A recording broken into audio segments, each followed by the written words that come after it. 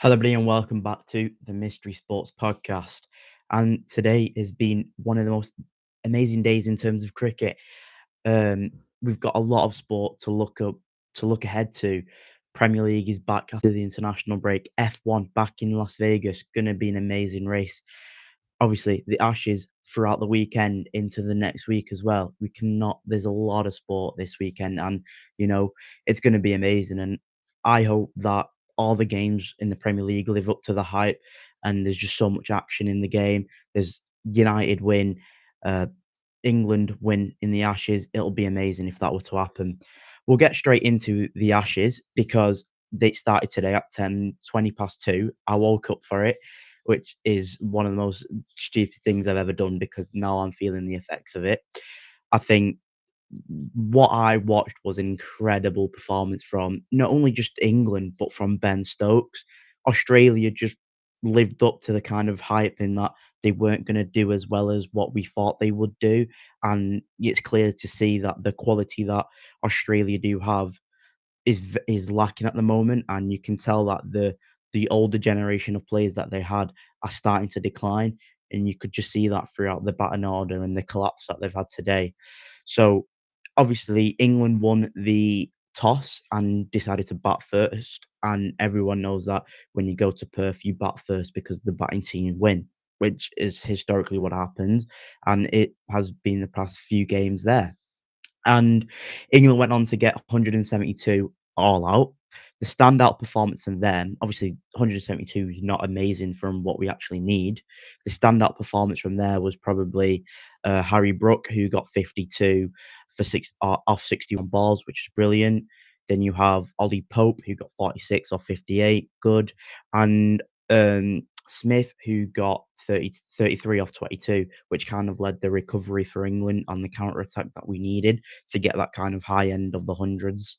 I think, it's somewhere that when we're looking at it at the start before Australia are batting, you're like, oh my God, this could actually be a drastic kind of failure and you don't know what's actually going to happen.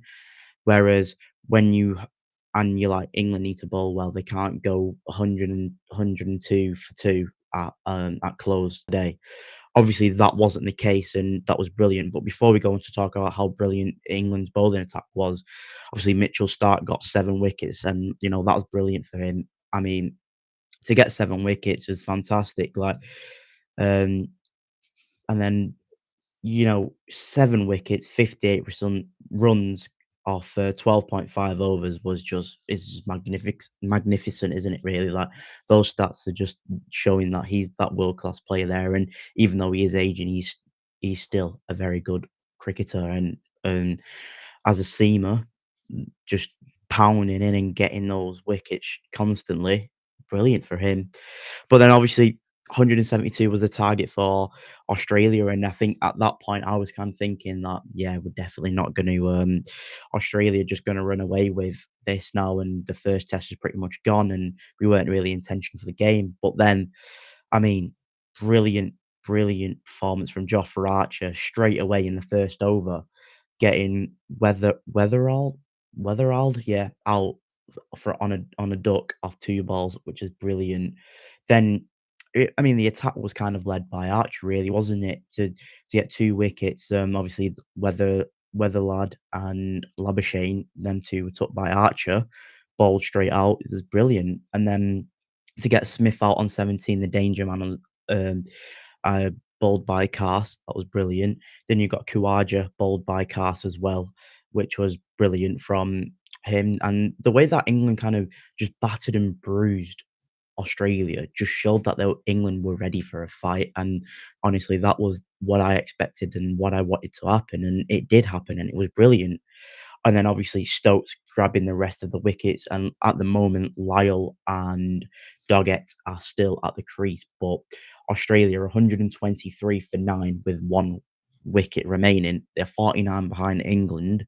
I think come tomorrow morning, I do think that England will just quickly get them maybe 2 overs at max, probably. We'll get one of Lyle or Doggett out, and then it will just become England needing to build a huge score for Australia to struggle against. If England can bat for 2 days, because, like, ladies and gentlemen, this is the first day of the test, and we're looking at the second innings starting tomorrow, which it probably will. So if England could bat throughout all of day two and pretty much throughout all of day three, I know it's going to be hard, but they've got to probably just suck it up. And 2 days of solid batting, if they can do that, then it gives them day four, day five just to absolutely run them out.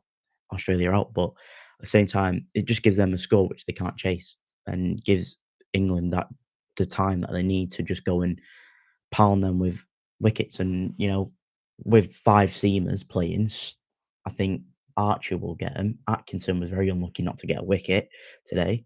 I just think England will go and win this test, and it's England's game to lose now. I think now they need to go and build a score and bowl them out like they did today. So yeah, for the rest of the test does look amazing in terms of from an England's perspective, and I think this is just proper Ashes cricket, the the cricket that you want, so that there's entertainment there. It swings both way. Australia are going to win. No, England are going to win it now. It's just this is what cricket's about. This is what Test match cricket is, and even though it's a long format, I think Test match cricket is the best format.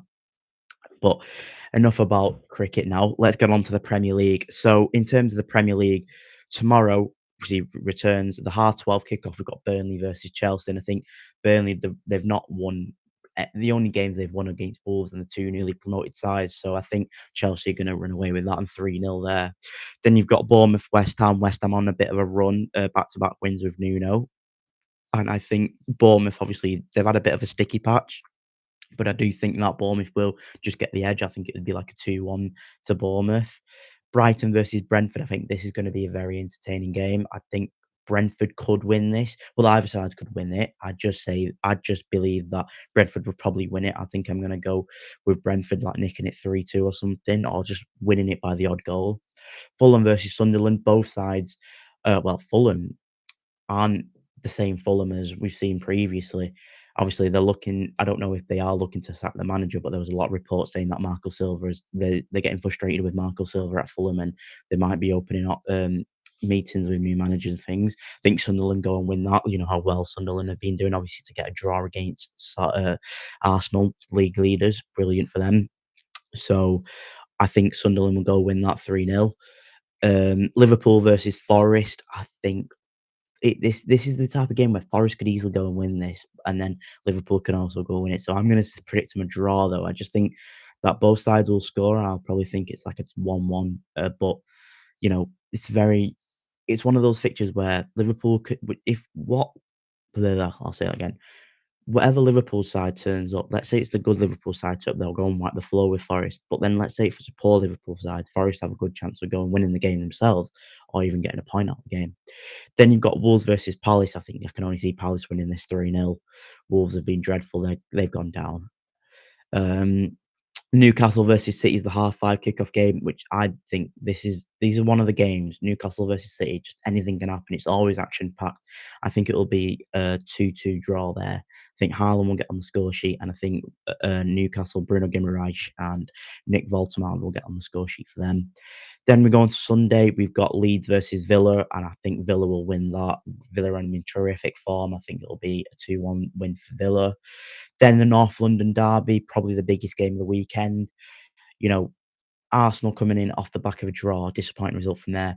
Spurs back of a draw against United. Obviously, it's at the Emirates, and I think Spurs haven't done well at the Emirates at all. So I'm thinking it's going to be an Arsenal win. I'm going to go 2-1 to the Arsenal. But I think that it's going to be a very entertaining game. There'll be a red card in this game. I can just see that happening.